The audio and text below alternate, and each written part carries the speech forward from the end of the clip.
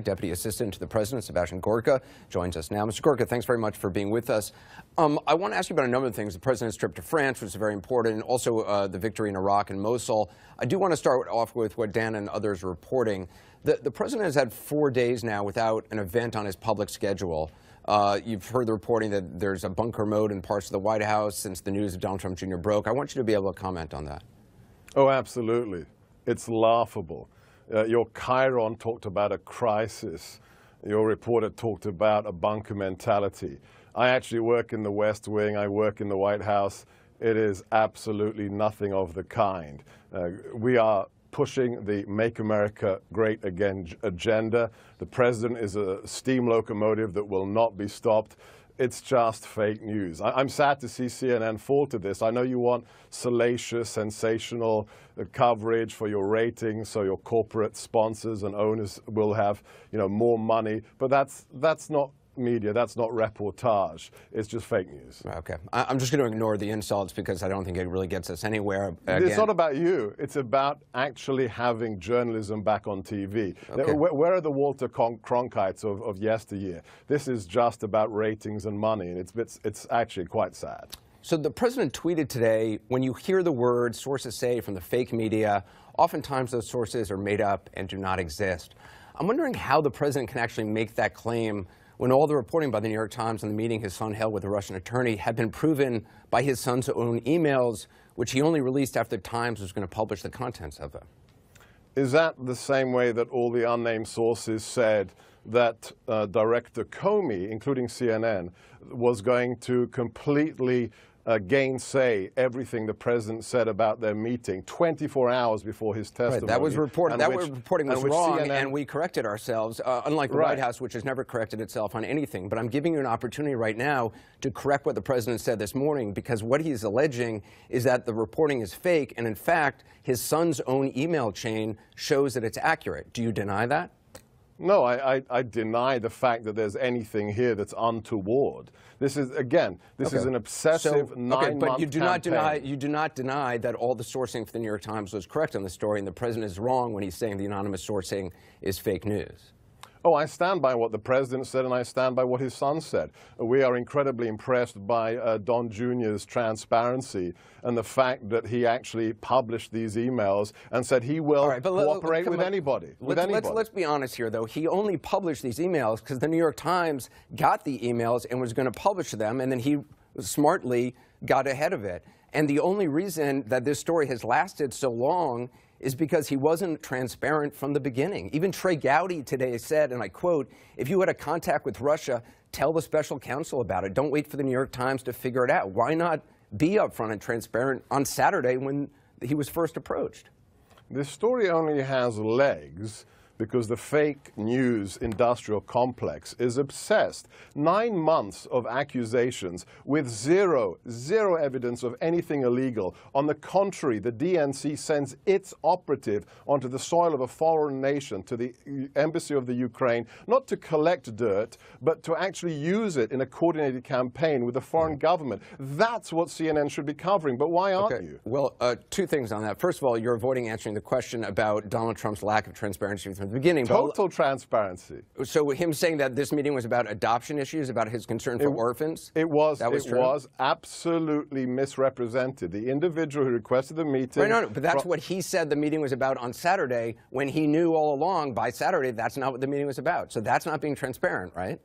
When he gave as much information as was necessary to be put out there after the collusion accusations. It wasn't correct information. Absolutely. It was about, this meeting was about adoption, about orphans? All of it was true. All of it was true. This meeting was about adoption. Somebody wanted to provide negative information, that at the end of the meeting it was under false pretenses, that it ended up being about adoption, and then do you really want to talk? I thought we were going to talk about real issues, like what we're doing with our allies in France. I am going to ask you, but you're not being honest. You're not being upfront. Anderson, how many minutes are we in? Are you a TV producer now? You're concerned about how minutes we're talking? No, I'm just disappointed again that you're falling into the fake news trap. Okay. You're falling into the fake news trap again, and it's sad, Anderson. Okay.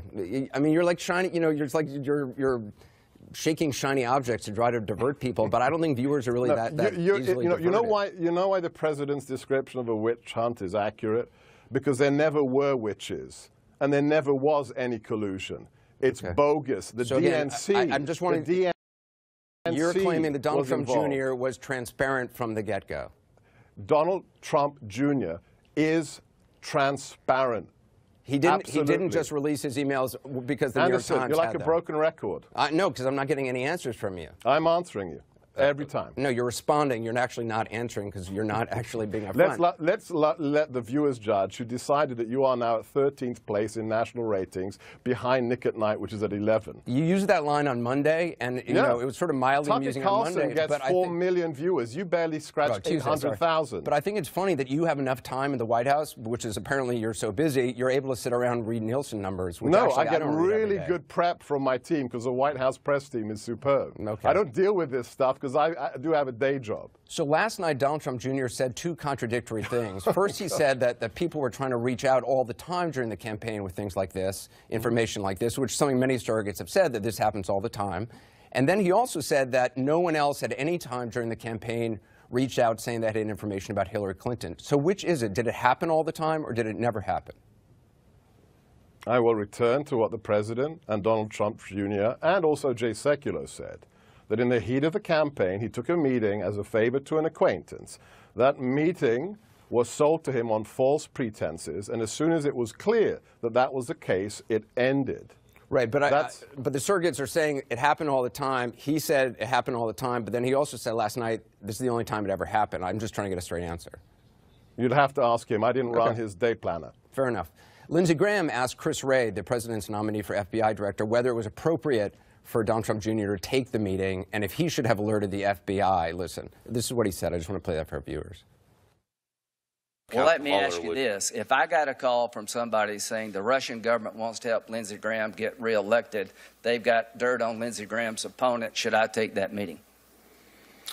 Well, Senator, I would think you'd want to consult with some good legal advisors before you did that. So the answer is, should I call the FBI? I think it would be wise to let the FBI know. You're going to be the director of the FBI, pal. So here's what I want you to tell every politician. If you get a call from somebody suggesting that a foreign government wants to help you by disparaging your opponent, tell us all to call the FBI. To the members of this committee, any threat or effort to interfere with our elections from any nation state or any non-state actor is the kind of thing the FBI would want to know.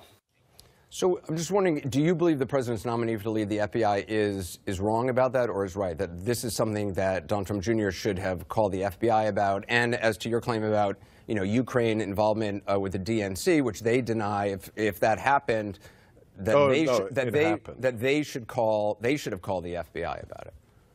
No, they actually initiated it. The DNC initiated it. Right. That's where the real story is. When you actually go to another government to coordinate dirt on a political campaign. This isn't something we started. This is I know. Look, we've reported there's a massive difference. We've reported. You do know the difference, right? When you initiate it. Yeah, I understand the word initiate. Good. Yeah, we've actually reported on this. Politico wrote the article. I believe it was back in January. I'll put it up on the screen. So did CNN.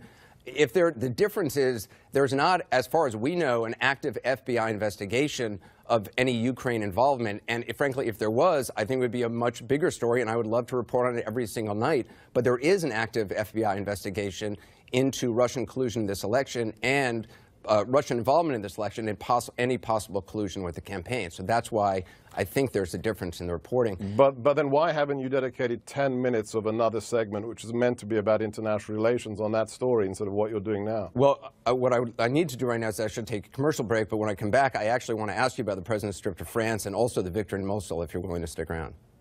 I'd be delighted. I appreciate that. We'll be back in a moment.